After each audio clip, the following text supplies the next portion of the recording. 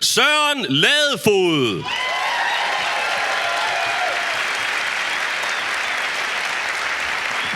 Hej Bremen!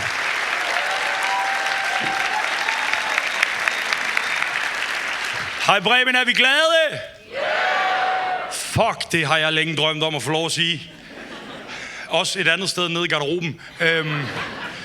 Hej, jeg hedder Søren Ladefoged. Jeg er også stand-up-komiker, og jeg har fået den kæmpe ære, det er at varme op i aften, og så til Elias Ehlers comeback-show. Hvor sindssygt er det lige, vi skal se Elias Ehlers i aften? Prøv lige at lave noget larm!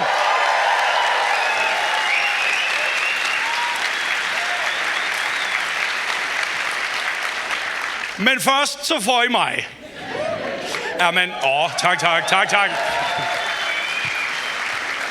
Jeg kan være ærlig med at bringe mit mål i dag, det er at være ligesom det der lille stykke chokolade, der er på hotelpuden. Men hvis det gør sit arbejde godt, så gør det jo ikke rigtig noget, at det er der. Så det er den, jeg lægger for dagen i dag. Men jeg hedder Søren, og hvis der er én ting, I skal vide om mig, Bremen, så er det, jeg er et dårligt menneske. Jamen, jeg har lært at leve med, at jeg er sådan en person. Hvis der er noget, jeg godt kan lide, så er det, når andre mennesker er uheldige. Jamen, hvis jeg ser en person, der er nødt til at løbe efter bussen.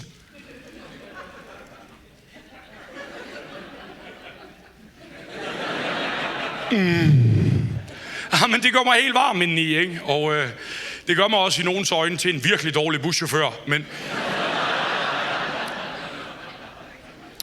Så ser jeg også mig selv som en ret moderne mand, går ind for fremskridt. Jeg mener jo ikke, vi har gjort nok for ligestilling i det her land overhovedet. Fordi, vent lidt. Fordi hvordan kan det være, at vi hele tiden taler om at mose kvinder ind i bestyrelser, men når jeg søger job i en lingeriforretning, jamen så er jeg som mand ikke lige den type, de leder efter. Faktisk er de i tvivl om min motivation. Og så er der åbenbart slet ikke et job, der hedder patmåler. Det her. Men jeg er også rigtig glad for, at jeg kan stå her og håber meget på, at I kan forstå, hvad jeg siger. Fordi jeg har brugt lang tid på at lære at tale. Jamen, jeg kommer oprindeligt fra Thy i Nordvestjylland. Ja, og der bruger vi lang tid. Mest fordi vi ikke snakker med hinanden. Vi er et utroligt tavst folkefærd, det er vi. Altså... I Thy, der er en samtykkeerklæring jo 2 mennesker til et halvbal, der nikker til hinanden. Og det er især slemt mellem mændene deroppe. Vi kan slet ikke finde ud af at snakke med hinanden. Jeg tror ikke, jeg har hørt min fars stemme før 14 år gammel. Til min konfirmation. Tillykke, sagde han. Jeg sletter aldrig den voicemail, det gør jeg ikke. Men jeg kommer oprindeligt fra Thisted. Det er hovedstaden deroppe, hvis I ikke ved det. Og vi har faktisk givet Danmark mange store kunstnere gennem tiden. Eller Kato er fra Thisted. Ja, det vidste de nok ikke. Men hvis man lytter til hans numre, så må man godt lidt lure det. Det er ikke meget, han synger. Og når han gør ikke, så er det bare... Ja. Jeg glæder mig personligt meget til hans nye single, så det. Fra pladen. Jo. Men ikke nok med at være fra et mærkeligt sted i det her land. Jeg kommer også fra en mærkelig familie. Altså, i min familie, der har vi aldrig talt om sex. På intet tidspunkt har mine forældre sat mig ned og taget snakken om blomsterne og bierne. Og for at være ærlig med Bremen, jeg kan godt blive i tvivl, om mine forældre nogensinde har prøvet bolle. Hvordan er du så kommet til verden, Søren? Ingen idé. Altså, i Thy er selv storken tavs, og... Men det har også betydet, eller jeg tror, en af grundene til, at vi aldrig har talt om det, det er også fordi, min far, han kan slet ikke være i den slags samtaler. Altså, jeg tror faktisk også, han har det allerbedst med at gå og tænke, jeg tror aldrig, Søren har bollet. Og det er selvom jeg har vist ham flere videoerne.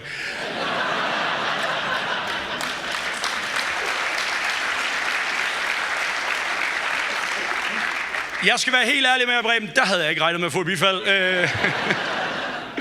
Ja, men nej, det betød så også, at når det kom til sex, så var jeg ligesom nødt til selv at finde ud af, hvad der var op og ned.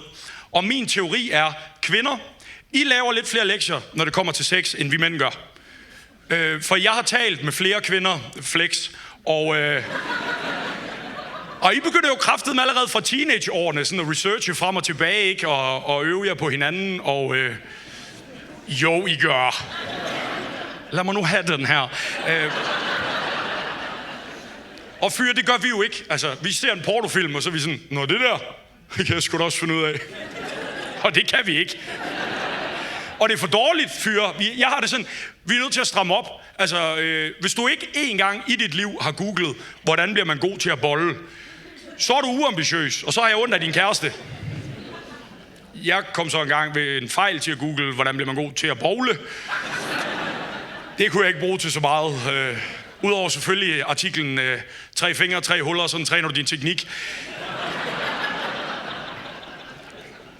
Men når man så skulle ud og teste den her seksuelle teori i praksis, så der hvor jeg er fra i hvert fald, så foregik det jo til sådan noget så vidunderligt som et halvbal. Er der nogen herinde, der har været til halvbal? Prøv lige at klap. Det er sandt. Det er kun jyder, der er herovre. Det er vildt. Ja, nej, men så ved jeg ikke, om I kan genkende det her, eller om jeg vækker nogle traumatiske oplevelser for jer nu, men der, hvor vi holdt halvbal, eller til jer, der ikke har prøvet det, så var det jo, altså, det er jo en sportshal med 200 stive, hormonelle folkeskoleelever uden opsyn. Det er klamt. Men forestil jer sådan en form for svingerklub for konfirmander. Ej, det skal I faktisk ikke forestille jer, det tror jeg er forbudt. Men der, hvor vi gik til halvbal, der var der sådan nede bagerst i sportshallen, der var sådan en stor sort gardin. Og så kunne man stå nede bag ved det og prøve kræfter med at give fingre. Og de sejdrenge kunne få pigerne med dernede. Men det var ligesom, det var den mulighed, vi havde, fordi der var ingen seksualundervisning i min folkeskole. Og det værste er, det er jo ikke blevet bedre. Når jeg taler med folk i dag, der er yngre end mig, og spørger, hvordan var din seksualundervisning, så svarer de næsten alle sammen, gider du finde et andet sted at sidde i bussen? Og jeg må svare, nej, det er mig, der kører, det vil være underligt. Jeg talte med en fyr for nylig, der fortalte, at deres seksualundervisning var, at de skulle sætte kondomer på flamingodiller. Jamen, jeg vidste ikke engang, at den fugl havde en pik, altså.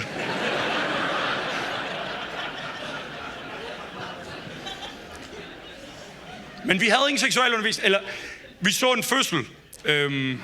Ikke live, nej. Ikke live, slap af. Og ikke sådan, vi kom ind en morgen, og biologilæreren var sådan, kig, min kone kælver. Vi så den på VHS, og det var en lang fødsel, 4 VHS-bånd, Jesus Christ. Opstod nogle akavede pauser, når læreren skulle skifte bånd, ikke? Også fordi på et tidspunkt kom man til at bytte om på rækkefølgen, og klassen var sådan, nej, spoiler. Men det eneste, jeg kan huske fra den, det var, at det var sådan en rigtig 70'er fødsel. Jeg nåede lige at tænke, Star Wars, fedt, jeg elsker Chewbacca. Jeg blev skuffet. Også selvom det var en vandfødsel, og den på et tidspunkt sagde, men altså... Men det var det, der var. Nej, så der var også en dag, der blev alle 8. klasses elever samlet ned i skolens kantine, og så skulle vi have oplæg ved kommunens seksualkonsulent. Ja, der er noget ironisk i at blive undervist i sex af en mand, der arbejder for kommunen. Men der var ingen af os, der troede på, at han havde fået noget som helst. Altså, det var så utroværdigt. Han hed Helge. Det navn er omtrent lige så fugtgivende som havrefars uden mælk, og... Så hjalp det bare heller ikke, at Helge, han var mega klam. Han var sådan en kæmpe gut, langt fedtet hår, og jeg kan stadigvæk huske, hvordan han kom ind i lokalet. For det gør han sådan her. Jeg har smagt på alle kondomer.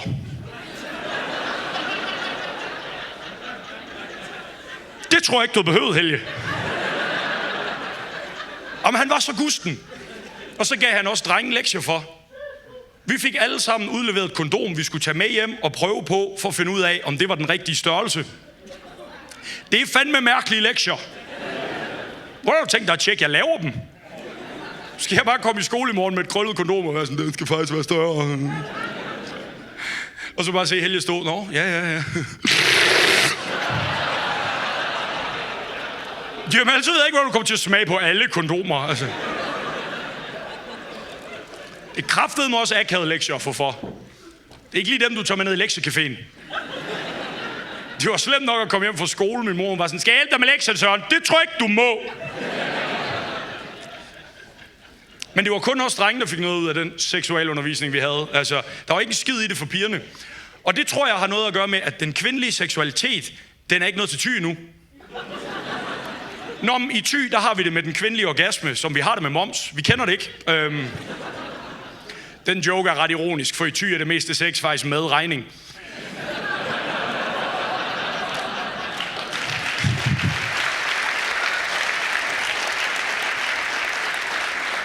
Jeg tør godt sige, at det er den mest elegante købesex-joke, I får i aften. Jeg kunne også godt tænke mig at være en lille smule ærlig med jer, Bremen. Jeg er sådan en person, jeg kan godt lide at ryge en joint. En sjælden gang imellem. Lad jeg også være. Og hvor mange har råd has? Prøv lige at klappe. Fuck, det er blevet nemt at være civilbetjent. Det var da helt vildt. Ej, det er pjat. Men jeg har fundet ud af med mig selv, jeg er så dårlig til at være normal, når jeg er påvirket omkring folk, der ikke er. Og derfor er jeg også nået frem til den konklusion, at det er alle jeres skyld, at jeg er underlig, når jeg er skæv. Fordi jeg kan sagtens stå derhjemme, sten 5 minutter ind i et åbent køleskab, uden der sker noget. Men hvis jeg gør det i supermarkedet, så kommer folk hen og siger ting, som flytter. Du står i vejen. Hvordan du overhovedet kom ind i vores personalerum? Du arbejder ikke, altså. Men der, hvor jeg tror, jeg var allerdårligst, det var for nogle år siden, hvor mig og min daværende kæreste, vi sad derhjemme en aften. Det var min fødselsdag, så vi sad og røg nogle joints. Det gjorde vi hver aften. Nu er der flag på bordet. Og mens vi sidder der, så ringer hendes mormor. Og det er jeg oppe at køre over. Fordi det værste, der kan ske, når du er skæv, det er, at du pludselig bliver tvunget ud i en situation, hvor du skal prøve at være normal. Men det bedste, der kan ske, når du er skæv, det er, når en anden, der også har røget, bliver tvunget ud i en situation, hvor de pludselig skal være normal. Så jeg sidder helt naragtig, ikke? Ryger videre og sådan, haha, du skal snakke med din mormor, mens du er skæv. Fuck, hvor det grineren. Indtil min kæreste vender situationen med 4 ord. Du får ham lige. Fuck. For det er også første gang, jeg skal tale med den her mormor. Jeg vil gerne gøre et godt indtryk. Jeg er ikke til stede. Og til jer, der ikke har prøvet det, det foregår på den måde, at hver gang du åbner munden, så er der bare en paranoid stemme ind i baghovedet, der siger, den sætning er der intet menneske, der har brugt før. I skal forestille jer, det er ligesom at have en samtale, hvor der bare imens kører en sportskommentator, der vurderer, hvordan det går. Mit hoved den aften lød nogenlunde sådan her. God aften! Velkommen indenfor til første opgør med mormor. Vi ser tydeligvis hjemmeholdets hovedperson her under et gevaldigt pres. Og det forstår man godt, den her samtale, den kan få afgørende indflydelse på, hvor han ender i familiens samlede placering. Derfor er det vigtigt, at han kommer godt fra start. Skal det lykkes ham i dag, eller skal vi have en gentagelse af 14. juni, hvor han nede ved kassen blev spurgt, om han ville have kvitteringen med, og han svarede i lige måde.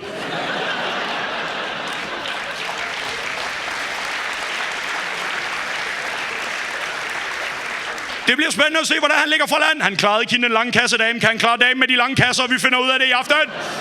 Han skal til at i gang med det her, der skal have startet. Nej, han er lige ved at lægge på, da han tager imod telefonen. Han skal have det her startet. Han skal have startet den her samtale. Han starter. Nej, han venter. Det er en fuldstændig vanvittig position. Han starter fra. Hudelig hud. Er fandme ikke et normalt ord at åbne en samtale på. Så vi blev ekskærester, og det betød også, at jeg måtte på datingmarkedet i en alder af 30 plus, og holdt da kæft, nogle oplevelser ligger derude og venter på en. Jeg datede en ordblind pige for nylig.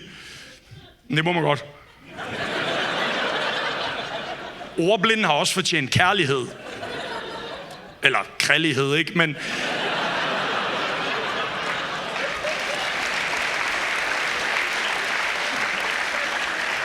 ja, jeg tror, det var jokes som det, der gjorde, at jeg aldrig rigtig blev til mere, faktisk. Det blev faktisk grimt. Hun sendte mig dødstrusler. Tror jeg. Det var lidt svært at tyde, men det var sådan noget med, at jeg skulle kigge mig over skjoldet, når jeg var ude at gå, og jeg skulle passe på, at jeg ikke mødte hendes vener.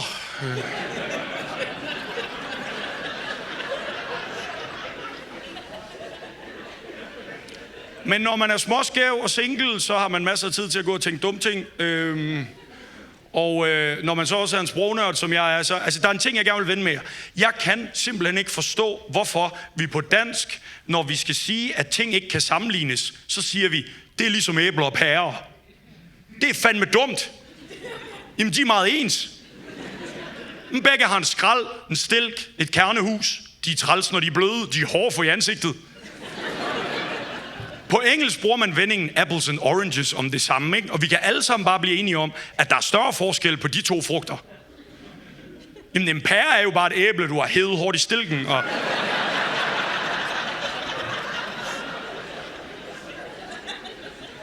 så er det også som om, vi gør forskel på de to frugter. Ikke? Æblet har en højere status end pæren. Æblet, den har jo helt tilbage fra Bibelen været et symbol på menneskets kundskab og viden. Hvad har pæren opnået? Den har lagt navn til at komme ud af røven på en hest. Og så har vi vendingen, man kan være pæredansk. Hvad fanden betyder det? Når dig, du er lige så dansk som et stykke frugt, som vi har importeret fra Kazakhstan. Jeg synes, det er synd for pæren. Den kan jo ikke engang få lov at have en yoghurt for sig selv. Ja, den skal lige ind og vende.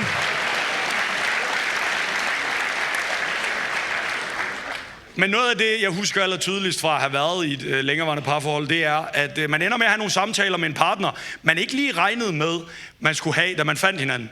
I mit tilfælde var det, da min ekskæreste en dag kom og sagde, at hun overvejede at sælge sit brugte undertøj på nettet. For det kan man åbenbart. Nu siger jeg lige noget hurtigt, ikke? Jeg synes kraftedme ikke, det er i orden, at det skal være så dyrt. Det andet har jeg ikke noget problem med. You go girls, I skal for alvor udnytte, vi mænd er gustne svin. Det er vi jo, når vi er villige til at mobilepay en eller anden husmor fra forstaden for at sende et par slidte sluggies, ikke?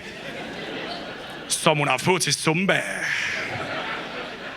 Men jeg fandt ud af det engang, jeg skulle ikke blande mig, om hun ville sælge sit brugt undertøj på nettet. Jeg fandt så også ud af, at jeg havde rimelig svært ved at hjælpe hende med det. Nå, men en dag, der kommer hun hen og er sådan, hvad tror du, jeg kan tage for sådan på brugte trusser, skat? Jeg siger, det ved jeg ikke. Det må være et spørgsmål om udflået efterspørgsel.